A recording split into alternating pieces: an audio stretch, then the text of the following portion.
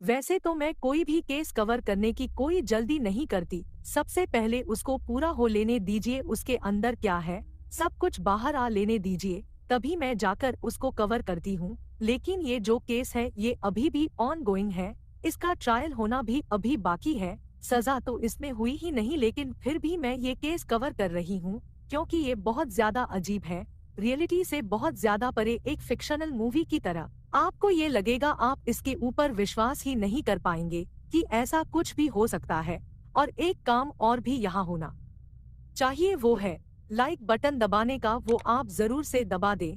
साथ ही कमेंट्स में पिक में लिख दे ताकि आने वाली वीडियो में मैं आपको शट आउट दे दूं। और हाँ, सब्सक्राइब बटन के ऊपर भी छोटा मोटा हाथ पैर मार ही दें। Let's dive. इस केस को समझने के लिए हमें अमेरिका के यूटा में जाना पड़ेगा और समय था मार्च 2022 का। 3 मार्च 2022 की रात को यूटा में ही बने हुए इस घर के अंदर 31 साल की कोरी नाम की एक महिला, जो अपने तीनों बच्चों को अपने अपने कमरों में सुलाकर कमरों से बाहर निकली, सीधा किचन में गई। उसने ऊपर मौजूद अपने पति को आवाज लगाई, एरिक को नीचे बुलाया। एरिक नीचे आया और सामने से उसको बताने लगी कि बहुत ही स्पेशल न्यूज है। यह सुनकर एरिक भी काफी एक्साइट हो गया और उसने पूछा कि आखिर बताओ क्या है, मुझे भी बताओ। उसने कहा रुको रुको, पहले ये ड्रिंक पी लेते हैं, फिर आराम से बातें करेंगे अपने कमरे में जाकर और आराम से इस चीज को सेलिब्रेट करेंगे। एरिक ने अपनी गिलास के अंदर ड्रिंक पकड़ी, कॉरी ने भी अपने हाथों में वो ड्रिंक उठाई। दोनों अपने किचन को वहीं पर बंद करके सीधा ऊपर अपने बेडरूम में जा चुके थे। बेड पर बैठते ही एरिक ने कॉरी से पूछा कि हाँ, अब तो बताओ क्या बात है जो तुम इतनी एक्साइटेड लग रही हो। तब यहाँ कॉरी ने एरिक को बताया कि देखो, जो मेरी रियल एस्टेट की कंपनी है उसको एक बहुत ही बड़ी डील मिली है। यूटा के अंदर ही 20,000 स्क्वायर फीट पे बना हुआ एक मेंशन, जो कि तकरीबन $2 मिलियन में बिकाऊ आया हुआ है। और मैं ये सोच रही हूँ कि क्यों ना मैं अपने पार्टनर्स के साथ मिलकर ये डील क्लोज कर दूं और ये 2 मिलियन में इस मेंशन को खरीद कर इसके अंदर थोड़ा सा रिनोवेशन करवा के, जिसके अंदर हार्ट टू हार्ट 1 या 2 लाख का खर्चा आएगा, तब हम इस पूरे के पूरे मेंशन को रिनोवेट करवा कर तकरीबन $3 मिलियन में बेच सकते हैं और इसमें हमको तगड़ा मुनाफा होगा। ये चीज सुनते ही एरिक भी बहुत ज्यादा खुश हुआ कि हाँ, उसकी पत्नी को इतनी बढ़िया डील मिली है। तब यहाँ पर उसने कोरी को बताया कि वाह, ये तो बहुत ही बढ़िया न्यूज है। तभी इसी खुशी में दोनों ने अपने गिलासों को चीयर्स किया और दोनों अपनी अपनी ड्रिंक पीने लगे। एरिक को भी पता था कि उसकी पत्नी कॉरी बहुत ही लंबे टाइम से अपनी इस कंपनी के अंदर बहुत ही मेहनत से काम करती हुई आ रही है और उसके लिए ऐसी डील मिलना किसी जैकपॉट से कम नहीं है। बट जिस इलाके में ये लोग रहा करते थे, यूटा के जिस सबब में रहा करते थे, वो इलाका कुछ खास ज्यादा डेवलप नहीं था। वहाँ की सारी महिलाएं लगभग घर में रहा करती थी, अपने बच्चों की देखभाल करती। बट कॉरी उन सबसे अलग, कॉरी को अपनी नई जिंदगी बनानी थी। कॉरी को कुछ प्रोफेशन करना था जो सबसे हटकर हो। दोनों ड्रिंक पीते पीते इसी डील के बारे में और ज्यादा डिस्कस कर रहे थे। दोनों की ड्रिंक्स खत्म हुई और एरिक ने अपना गिलास साइड में रखा। यहाँ कॉरी ने भी अपना गिलास बेड के ऊपर ही रखा। अब यहाँ एरिक ने, क्योंकि सुबह सुबह ही ऑफिस में अपना वहाँ एलर्जी शॉट लिया था, कोई उसको एक इंजेक्शन लगा था क्योंकि उसके शरीर में काफी सारी एलर्जी फैल चुकी थी और उसे टैकल करने के लिए एरिक एक एलर्जी शॉट लिया करता था इंजेक्शन के थ्रू, और उसी इंजेक्शन की वजह से उसको काफी ज्यादा थकावट भी फील हो रही थी। तब यहाँ एरिक ने अपनी पत्नी से कहा कि देखो, मैंने एलर्जी शॉट लिया है तो मुझे काफी ज्यादा थकान महसूस हो रही है, अब हमें मेरे ख्याल से सो जाना चाहिए। तब यहाँ कॉरी ने कहा बहुत अच्छी बात है, चलो सो जाते हैं, गुड नाइट। बट जैसे ही इन दोनों की नींद लगने ही वाली थी, तभी यहाँ इन दोनों ने अपने ही तीनों बच्चों में से एक के रोने की आवाज सुनी, जिसकी उम्र तकरीबन उस टाइम पर 7 साल की थी। उस बच्चे की आवाज सुनते ही कॉरी ने कहा, एरिको तुम एक काम करो, तुम आराम से सो जाओ, तुम आज वैसे ही थके हुए हो, मैं जाकर उसको सुला कर आती हूँ। वो ऑब्वियसली मेरी ही वेट कर रहा होगा कि मैं कब जाऊँ, उसे थोड़ी बहुत कहानियाँ सुनाऊं और वो सोए। तब यहाँ एरिक ने कहा ठीक है कॉरी, तुम उसको जाकर संभाल लो। एरिक ने कॉरी को गुड नाइट किया। कॉरी अपने कमरे से बाहर निकली, सीधा अपने बच्चे के कमरे में गई, उसके साथ बेड पर लेट गई और उसको आराम से सुलाने लगी। और सुलाते सुलाते यहाँ कॉरी की भी उसके ही बेड में नींद लग चुकी थी। तो तकरीबन रात के 3 बज चुके थे। कोरी अभी भी इसी बेड पर सो रही थी अपने बच्चे के साथ। तभी उसकी नींद खुली। उसने नींद खोलकर देखा कि अच्छा, मैं तो यहाँ अपने बच्चे के कमरे में आकर सोई हुई हूँ। चलो मैं वापस अपने बेडरूम में जाती हूँ, यहाँ ये आराम से सो चुका है, अब इसको मेरी जरूरत नहीं है। तब यहाँ कोरी उस बेड से उठी, चप्पल वगैरह डालकर कमरे से बाहर निकली, धीरे से उस दरवाजे को बंद किया, अपने कमरे में गई। अपने कमरे की लाइट उसने एक बार ऑन करी देखने के लिए कि क्या उसके लिए सब कुछ सही है या नहीं, सोने के लिए, क्योंकि कंबल वगैरह की भी जरूरत थी उसको उस टाइम पर। तब यहाँ लाइट ऑन करते ही उसने वापस ऑफ कर दी। सब कुछ सही था, बट उसने इस टाइम पर नोटिस किया कि एरिक ने अपने कंबल वगैरह सारे आगे की तरफ फेंके हुए हैं और वो उल्टा सो रहा है, जो कि नॉर्मल सी बात थी। यहाँ कोरी के लिए उसने उस चीज को ज्यादा कुछ गौर नहीं किया। वो भी जाकर सीधा एरिक के साइड में लेट गई और जैसे ही कोरी एरिक के साइड में लेटी, उसका हाथ एरिक की कमर पर लगा। उसने एक चीज नोटिस करी हाथ लगते ही कि एरिक की कमर बहुत ज्यादा ठंडी है। इतनी ठंडी हो ही नहीं सकती, अगर इतनी ठंड लग रही थी उसको तो उसने वो कंबल क्यों नहीं लपेटा। तब यहाँ उसने एरिक को जगाना शुरू किया, बट एरिक ने कोई रिस्पांस नहीं किया। यहाँ कोरी को बहुत ज्यादा डर लगा। उसने अपना कंबल आगे की तरफ किया, उठकर बैठ गई और यहाँ एरिक को जगाने लगी। उसने काफी बार एरिक को पुश करने की कोशिश करी कि ताकि वो जाग जाए, बट यहाँ एरिक ने कोई रिस्पांस नहीं किया। तब कोरी ने एरिक को और जोर से जगाने की कोशिश करी, बट फिर से एरिक ने कोई रिस्पांस नहीं दिया। कोरी को बहुत ज्यादा टेंशन होने लगी। कोरी बार बार अपने मुंह से एरिक का नाम चिल्ला रही थी, बट अगेन एरिक ने कोई रिस्पांस नहीं दिया। कोरी बहुत ज्यादा टेंशन में आ चुकी थी। उसको समझ नहीं आया कि उसके पति की कमर इतनी ज्यादा ठंडी क्यों है। तब उसने नीचे भी हाथ लगाकर चेक किया, पैर भी चेक किए, वो भी सब कुछ ठंडा पड़ चुका था। उसको बहुत ज्यादा डर लगा। उसने तुरंत अपना मोबाइल उठाया और सीधा 911 डायल कर दिया। 911 डायल करते ही जैसे ही वो डिस्पैचर ने फोन उठाया, उसको वो समझा ही नहीं पा रही थी कि एक्चुअल में उसके पति के साथ क्या हुआ है। डिस्पैचर बार बार पूछ रहा है कि आप एक बार शांत हो जाओ, शांति से मुझे बताओ कि क्या बीमारी है, बट यहाँ कोरी को समझाना ही नहीं आया। उसने फिर से 2-3 गहरी गहरी सांसें भरी और बताया कि उसके पति के साथ क्या हुआ है। वो कोई जवाब नहीं दे रहा है। तब डिस्पैचर ने कहा, कोई दिक्कत नहीं है, आप अपना एड्रेस बताओ, एड्रेस पर हम अभी एम्बुलेंस भेज रहे हैं। कोरी ने अपना एड्रेस बताया और कुछ ही मिनटों में कोरी ने एम्बुलेंस के सायरन की आवाज सुनी। एम्बुलेंस वहां पर पहुंच चुकी थी। उसके अंदर से 2-3 कंपाउंडर बाहर निकले, अपने साथ स्ट्रेचर उन्होंने ले रखा था। स्ट्रेचर को लेकर वो सीधा ऊपर की तरफ गए।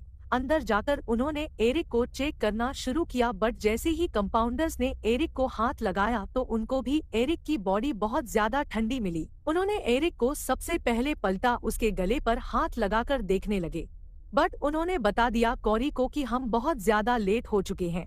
बदकिस्मती से एरिक की मौत हो चुकी है। ये सुनते ही कोरी बहुत जोर जोर से रोने लग गई। उसको समझ नहीं आया कि आखिर यहाँ क्या हुआ है। तब यहाँ कंपाउंडर्स ने तुरंत पुलिस वालों को फोन किया। पुलिस वाले भी मौके पर पहुँचे, यहाँ इस सब चीजों की जांच करी और तब यहाँ पुलिस वालों को एरिक की साइड वाले बेड के टेबल पर ही एक छोटी सी दवाइयों की बोतल रखी हुई मिली। जैसे ही उन्होंने वो दवाई देखी, वो एक पेन किलर्स के टेबलेट की बोतल थी। तब यहाँ पुलिस वालों ने कोरी से पूछा कि ये पेन किलर किसकी है।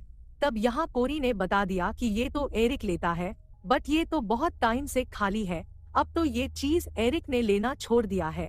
लेकिन अभी भी पुलिस वालों को समझ नहीं आया कि आखिर एरिक के साथ क्या हुआ है। पुलिस वाले उससे पूछ रहे हैं। कोरी बता रही है कि नहीं, हो ही नहीं सकता कि एरिक की मौत हो जाए। वो एकदम फिट गाय है, उसको हाइकिंग आती है, कल ही वो 8 मील की दौड़ लगाकर आया है, एकदम परफेक्ट आया है घर पर, और कुछ ऐसा संकेत था ही नहीं कि उसके साथ ये सब कुछ हो जाएगा। मुझे तो समझ ही नहीं आ रहा। पुलिस वालों ने फिर से पूछा कि आखिर एरिक ने ऐसा क्या खा लिया, क्या पी लिया जो उसके साथ ये सब कुछ हो गया। तब यहाँ कोरी ने बताया कि नहीं, उसने जस्ट कल सुबह ऑफिस में अपने वो एलर्जी शॉट लिया था, जो कि उसके शरीर पर थोड़ी सी एलर्जी हो रखी है, उसके लिए वो दवाई लेता है। उसके अलावा तो उसने कुछ भी अटपटा नहीं खाया, कुछ भी अटपटा नहीं पिया। तो आखिर ये एरिक के साथ क्या हो गया। बट यहाँ पर पुलिस वालों को फिर से लगा कि हो सकता है एरिक ने सुसाइड किया हो। तब वहाँ कोरी से पूछने लगी कि क्या एरिक को कोई टेंशन थी जो उसको खाए जा रही हो, या फिर आप दोनों के बीच में कोई ऐसी बात जिसकी वजह से एरिक सुसाइड कर सके। तब यहाँ कोरी ने बताया ऐसा हो ही नहीं सकता, उसकी नौकरी बहुत ज्यादा अच्छी चल रही थी। मेरा भी बिजनेस जो रियल एस्टेट का बिजनेस है वो बहुत अच्छा चल रहा था। सुसाइड का तो सवाल ही नहीं उठता। हम दोनों के बीच में एकदम चीजें सब कुछ परफेक्ट है, तब यह सुसाइड क्यों करेगा। एरिक ये सब चीजें बोलकर पुलिस वालों ने एरिक की बॉडी को अपने कब्जे में लिया, उसको हॉस्पिटल पहुंचाया। अब उसकी ऑटोप्सी की जानी थी। साथ ही यहाँ पर उन्होंने कोरी को बोल दिया कि देखो, हम आपसे ज्यादा सवाल अभी नहीं कर सकते, हमें पता है आपके ऊपर क्या बीत रही है, बट अगर आपको कुछ भी ऐसी चीज हो जो बताने लायक हो और आप हमें बताना चाहती हो तो आप हमें एक फोन कर दीजिएगा, हम यहाँ पर आ जाएंगे और आपसे पूछेंगे। यहाँ पर कोरी ने कहा कोई दिक्कत नहीं है, क्योंकि वो इस टाइम पर बहुत ज्यादा टेंशन में थी। उसको चिंता थी अपने तीनों बच्चों की, क्योंकि वो सुबह उठते ही अब पापा पापा करेंगे और वो उन तीनों बच्चों को पापा कहाँ से लाकर देगी। पापा तो हॉस्पिटल में है, वो भी मरे हुए। आने वाले 1.5 हफ्ते का टाइम अब गौरी के लिए बहुत बहुत ज्यादा दर्दनाक होने वाला था। क्योंकि तीनों बच्चों ने अब पापा पापा पापा पापा करना शुरू कर दिया। तीनों बच्चे पूछ रहे थे गौरी से कि पापा कब आएंगे, पापा कहाँ पर है। तब यहाँ गौरी ने अपने 2 बड़े बेटे उनको तो बता दिया कि आखिर तुम्हारे पापा के साथ क्या हुआ है। वो अभी इस दुनिया के अंदर नहीं है, बट इनडायरेक्टली बताया था, डायरेक्टली ये नहीं बोला कि वो मर चुके हैं, बस ये बताया था कि हाँ वो हमें देख सकते हैं। वो एक ऐसी जगह पर चले गए हैं जहाँ से वापस नहीं आया जा सकता। इसके अलावा जो तीसरा बच्चा था, उनका तीसरा लड़का, वो तो हद हो गई, उसने तो जस्ट पापा पापा करना शुरू कर दिया। वो तो जब भी कौरी को देखता यही पूछता कि पापा कब आएंगे। तब यहाँ पर कौरी को अपने तीनों बच्चों का दुख देखा नहीं गया। कौरी ने कहा अपने बच्चों को कि देखो, हमें इस चीज को थोड़ा सा टैकल करना पड़ेगा। 2 बड़े बच्चे इस चीज को समझने के लिए तैयार थे, तीसरा नहीं समझ पाया। कोरी तीनों बच्चों को लेकर बाहर किसी बुक स्टोर पर गई। तब यहाँ देखने लगी कि क्या कोई ऐसी बुक है जिससे इन तीनों बच्चों का मन लग जाए, इन बातों से थोड़ा उनका ध्यान हट जाए और उसकी भी परेशानी थोड़ी सी कम हो। बट यहाँ कौरी को कोई भी ऐसी बुक स्टोर पर नहीं मिली। ये चारों लोग अपने घर वापस खाली हाथ ही आ गए। अंदर आते ही कौरी ने नोटिस किया कि उसको कुछ ऐसा करना पड़ेगा जिससे इन तीनों बच्चों का ध्यान इस चीज से हट जाए और जिस झटके के अंदर है ये तीनों, वो झटका इनको थोड़ा सा कम लगे, उस चीज का दुख उनको थोड़ा कम हो। ऐसी कोई बुक ना मिलने की वजह से जिससे इनके बच्चों का दुख कम किया जा सके, उससे कोरी बहुत ज्यादा परेशान थी। कोरी ने सोचा कि अगर कोई बुक नहीं मिली तो क्या हुआ, मैं खुद भी तो बुक लिख सकती हूँ। तब यहाँ उसने एक रात अपने तीनों बच्चों को अपने कमरों में बुलाया। उनको बुलाकर अपने सामने बैठाकर नोटबुक पर ड्राइंग्स बनानी शुरू कर दी, अलग अलग परियों की। उसने कहा अपने बच्चों को कि देखो, अब तुम्हारे पिता जो है वो एक एंजल बन चुके हैं, वो हम सबको ऊपर से एंजल बनकर देख रहे हैं, हमारा ध्यान रख रहे हैं। कौरी अपने बच्चों के सामने वो ड्राइंग्स बना रही थी, पीछे अपने एरिक की फोटो के पीछे वो पंख वगैरह लगाकर वो सारा कुछ बनाकर अपने बच्चों का दुख कम करने की कोशिश कर रही थी कि देखो, तुम्हारे पापा यह रहे और हम सभी का वो ध्यान रख रहे हैं, हमसे बात कर रहे हैं। और कोरी ने ये चीज पहली बार नोटिस करी कि इन बच्चों को यह चीज बहुत ज्यादा पसंद आ रही है। इस तरीके की स्टोरी टेलिंग इन बच्चों को बहुत अच्छी लग रही है।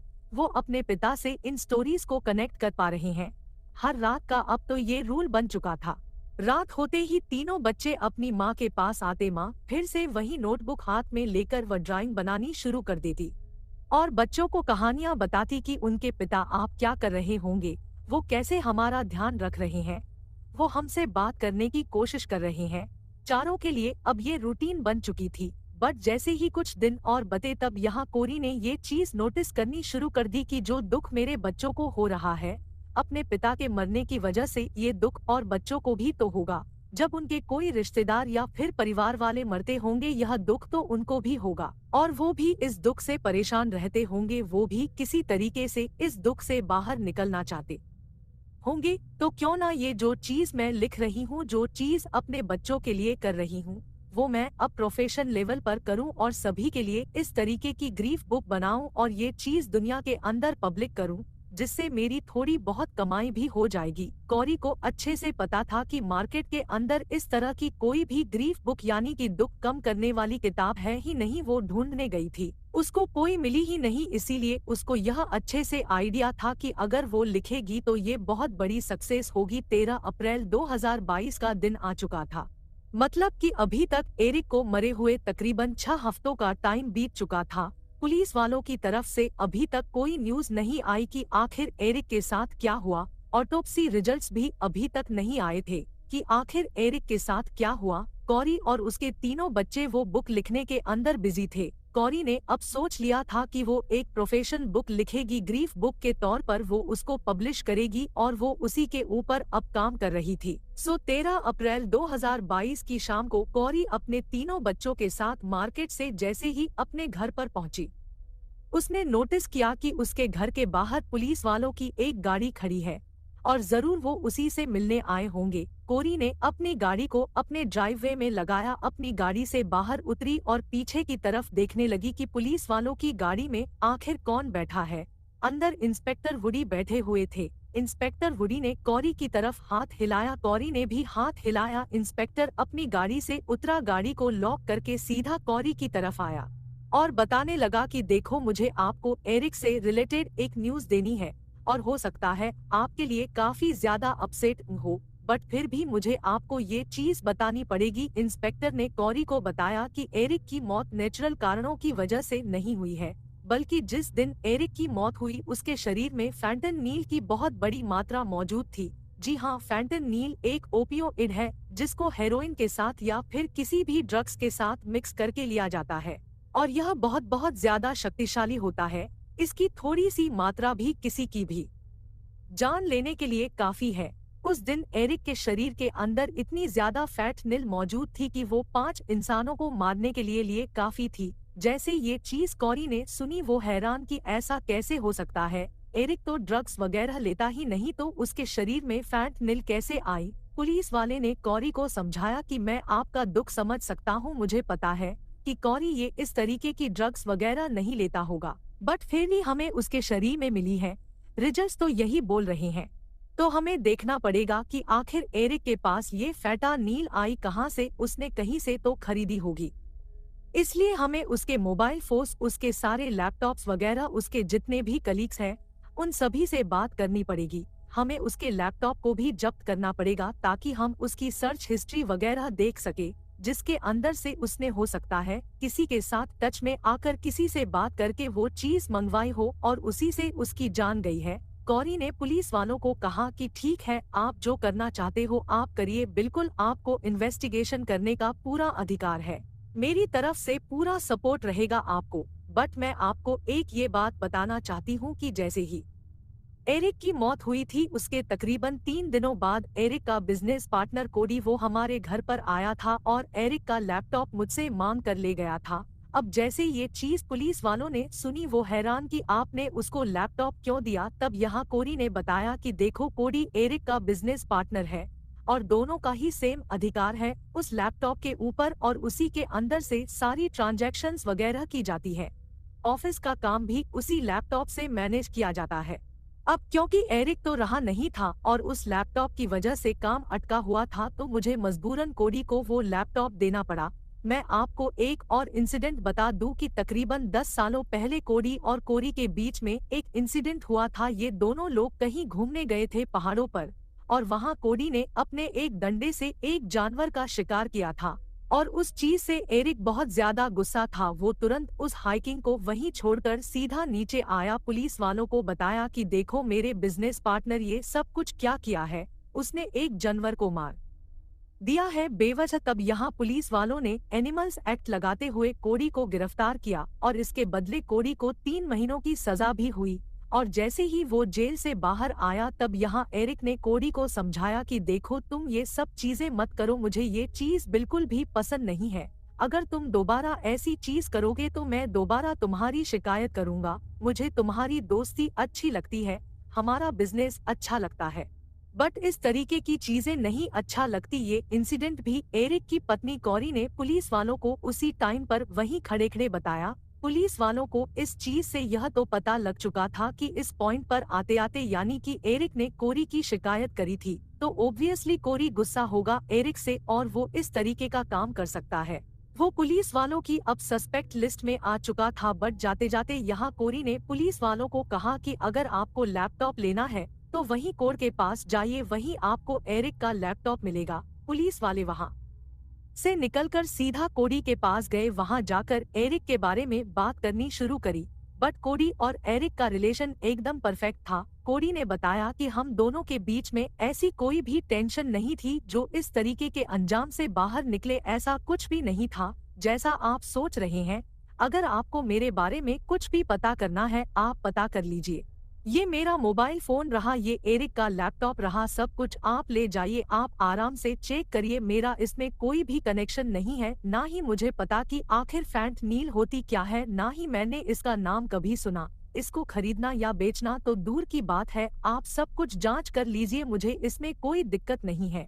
मैं आपके साथ पूरा कोऑपरेट करने के लिए तैयार हूँ। जैसे ही इतना कॉन्फिडेंस पुलिस वालों ने कोर के अंदर देखा, उनको ये चीज समझ में आ गई कि हाँ बंदे के अंदर कुछ बात है, तभी तो वो इतना कॉन्फिडेंस दिखा रहा है, वरना ऐसा क्यों दिखाता। खैर पुलिस वालों को अब यहाँ से कुछ मिला नहीं, वो वहाँ से चले गए और दिन बीतते रहे। इन दिनों के बीच में वही कोरी अपने तीनों बच्चों के साथ मिलकर उस ग्रीफ बुक को लिखने में लगी हुई थी। उसकी स्टोरी अच्छी वो उसके अंदर लिख रही थी ताकि लोगों का दुख दर्द कम किया जा सके। 5 मार्च 2023 का दिन आ चुका था। 5 मार्च 2023 मतलब कि 1 साल हो चुका था अभी तक एरिक को मरे हुए, और इस दिन कोरी की वो बुक कंप्लीट हो चुकी थी। और क्योंकि उनकी बुक इतनी ज्यादा सक्सेसफुल हुई थी कि हर जगह से 5 स्टार रेटिंग उनके पास आ रही है, हर कोई उनकी बुक को खरीद कर पढ़ना चाह रहा है। बहुत सारे लोगों को उनकी बुक की वजह से हेल्प भी मिली, बहुत सारे बच्चों को उस बुक की वजह से कनेक्शन मिला। जो भी उनके परिवार वाले मरे थे उनके बीच में कनेक्शन एक बिल्ड अप हुआ और ये बुक बहुत ज्यादा हिट रही। बट जैसे ही ये बुक हिट हुई, अब क्योंकि बहुत सारे इंटरव्यूज के ऑफर आ रहे थे, यहाँ कोरी को इंटरव्यू देने में कोई भी इंटरेस्ट नहीं था। बट इतने ज्यादा ऑफर आ चुके थे, तब यहाँ कोरी ने कहा ठीक है मैं सभी को इंटरव्यू दूंगी, बट एक एक करके आराम आराम से आओ, सभी को मिलेगा। लेकिन कोरी को कोई भी अंदाजा नहीं था कि उसकी इस बुक को पब्लिश करने के बाद ना सिर्फ उसको सक्सेस मिलेगी, बल्कि एक अलग ही चीज और भी उसका वेट कर रही थी। जी हाँ, इस बुक को पब्लिक करने के कुछ ही दिनों बाद पुलिस वाले जो पिछले 1 साल से भी ज्यादा टाइम से एरिक के केस के ऊपर सर्च कर रहे थे, अपना पूरा इन्वेस्टिगेशन कर रहे थे, उनको अभी तक कुछ नहीं मिला था। उन्होंने हर एक चीज को अच्छे से खंगाल लिया, सभी के रिश्ते खंगाल लिए। बट जैसे ही इन दिनों में उन्होंने एरिक से रिलेटेड सभी इलेक्ट्रॉनिक डिवाइसेस को खंगालना शुरू किया, उसके लैपटॉप को और अच्छे से खंगाला, उसके मोबाइल फोन को और अच्छे से खंगाला। वो सिर्फ एक बात जानना चाह रहे थे कि आखिर एरिक को ये फैंटनील मिली कहाँ से जो उसके शरीर में हमें मिली थी ऑटोप्सी के दौरान। और उनको एक ऐसा लिंक मिल चुका था जो उनको पता लग चुका था कि हाँ इस तरीके से फैंटनहिल एरिक तक पहुँची है। बट फिर भी पुलिस वालों के पास इतने सबूत नहीं थे कि वो जाकर इस पर्सन को कुछ कह सके कि आखिर ये फैंटनील उसके पास कहाँ से आई। पुलिस वालों को लगा कि हाँ हम सिर्फ वेट ही करते हैं और देखते हैं कि आखिर इस केस में आगे क्या होता है, यहाँ वेट करना ही ठीक रहेगा। जी हाँ, अब दूसरी तरफ एरिक की पत्नी कोरी को बहुत ज्यादा फेम मिल रही थी, हर जगह उसके इंटरव्यू पब्लिक किए जा रहे थे। अब इस इंटरव्यू पब्लिक होने की वजह से लोगों का इंटरेस्ट, जिनको क्राइम के अंदर इंटरेस्ट रहता है, उन सभी का इंटरेस्ट एरिक के केस में भी तो गया। वो भी तो सभी अब एरिक के केस की प्रोफाइल बना रहे थे कि आखिर एरिक के साथ क्या हुआ होगा। और बहुत सारे लोग निकलकर सीधा यूटा की पुलिस के पास गए और सभी ने बताया यूटा की पुलिस को कि देखो इस केस के अंदर यही हो सकता है, यही है जिसने सब कुछ किया हो। जब पुलिस वालों ने उन लोगों की बात सुनी तो उनको लगा कि हाँ वो भी तो यही सोच रहे थे, वो भी तो अभी तक इसी चीज का वेट कर रहे थे कि कोई आए और हमको थोड़ा सा हिंट दे कि आखिर इस केस में क्या हुआ होगा। और एग्जैक्टली जो उनके माइंड में चल रहा था वही अब लोग सामने आकर बोल रहे थे। और फाइनली 8 मई 2023 के दिन दोपहर के टाइम पर पुलिस वालों की 2 गाड़ियां पुलिस स्टेशन से बाहर निकली और इस पर्सन को अरेस्ट करने के लिए गई, क्योंकि अब उनके पास इतने सबूत हो चुके थे कि हाँ फाइनली वो इस पर्सन को अरेस्ट कर सकते हैं।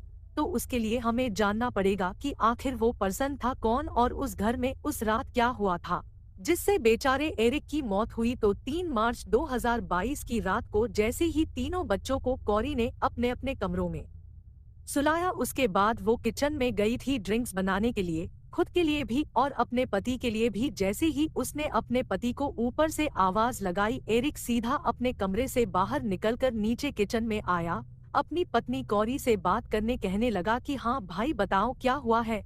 तब यहाँ कोरी ने उसको एक ड्रिंक दी और खुद के लिए भी एक ड्रिंक बनाई। ये ड्रिंक असल में एक मॉस्को म्यूल नाम की ड्रिंक थी जिसके अंदर अदरक वाली बेयर वोडका और साथ ही नींबू वगैरह डाला जाता है। ये सब चीजें मिलाकर ये ड्रिंक बनाई जाती है और वो ड्रिंक खुद के लिए भी उसने बनाई और अपने पति एरिक को भी दी। दोनों ने अपना अपना गिलास पकड़ा और साथ ही कॉरी बताने लगी कि मुझे एक बहुत ही स्पेशल न्यूज तुम्हें देनी है और जल्दी चलो ऊपर कमरे में, हम वहाँ जाकर बात करते हैं। दोनों अपना अपना गिलास लेकर सीधा ऊपर कमरे में जाकर बात करने लगे। तब यहाँ एरिक को बताया था कोरी ने कि उसको कितनी बड़ी वो डील मिली है और इस डील से उसको $1 मिलियन तक का मुनाफा हो सकता है।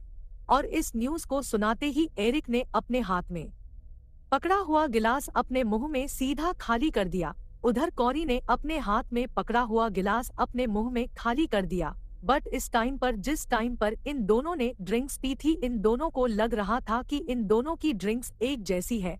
बट कोरी ने अपनी ड्रिंक तो नॉर्मल सी बनाई, लेकिन एरिक की ड्रिंक बनाते हुए उसने एक चीज एक्स्ट्रा उस ड्रिंक में डाली थी। जी हाँ, वो चीज कोई और नहीं बल्कि फैंटानील ही थी और फैंटानील की पूरी बोतल, जी हाँ तकरीबन 30 मिलीलीटर की वो बोतल उस ड्रिंक के अंदर खाली कर दी और वो ड्रिंक सीधा उसने अपने पति एरिक को दे दी।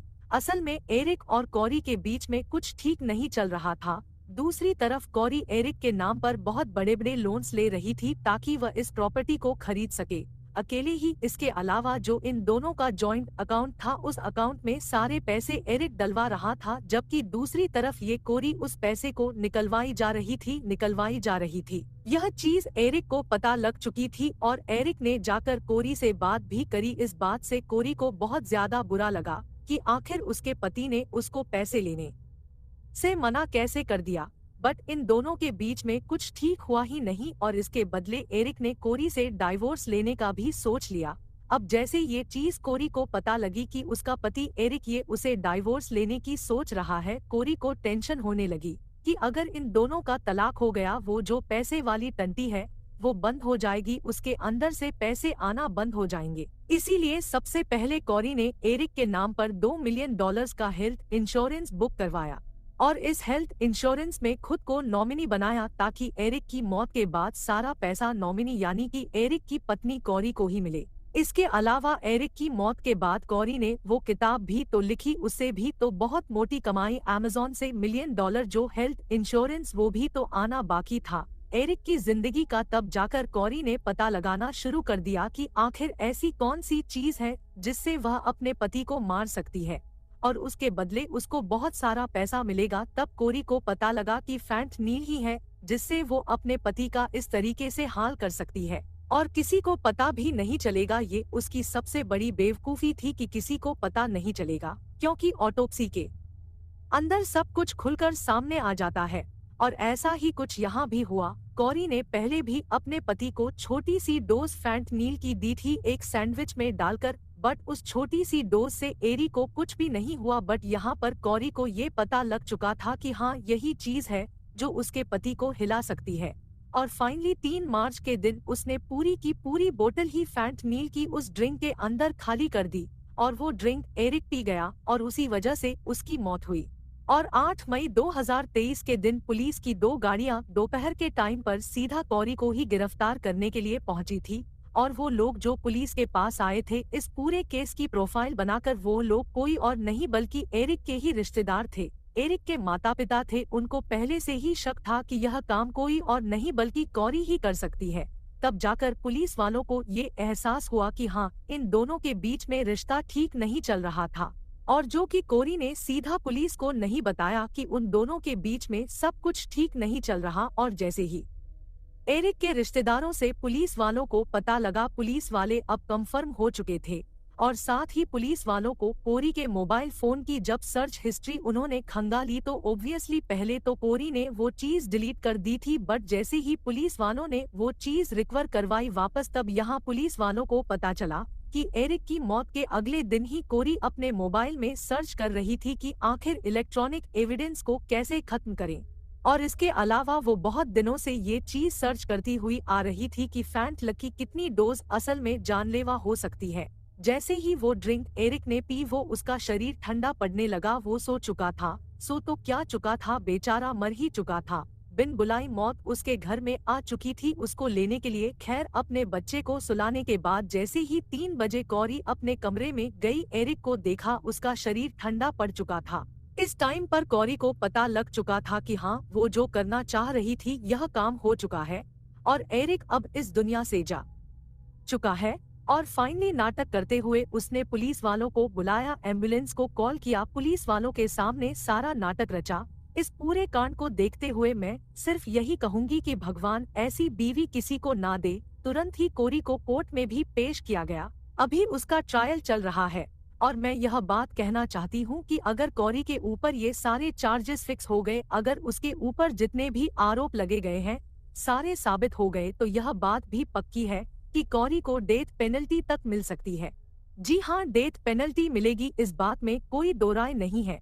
बट फिलहाल ये केस अभी ट्रायल में चल रहा है, इसका ट्रायल अभी होना बाकी है और जैसे ही कुछ होगा इस केस में मैं आपको अपडेट जरूर दूंगी। और आपका इस केस के बारे में क्या कहना है कमेंट बॉक्स में जरूर बताएं। मिलते हैं अगली वीडियो में, तब तक के लिए सावधान रहें, सतर्क रहें। धन्यवाद।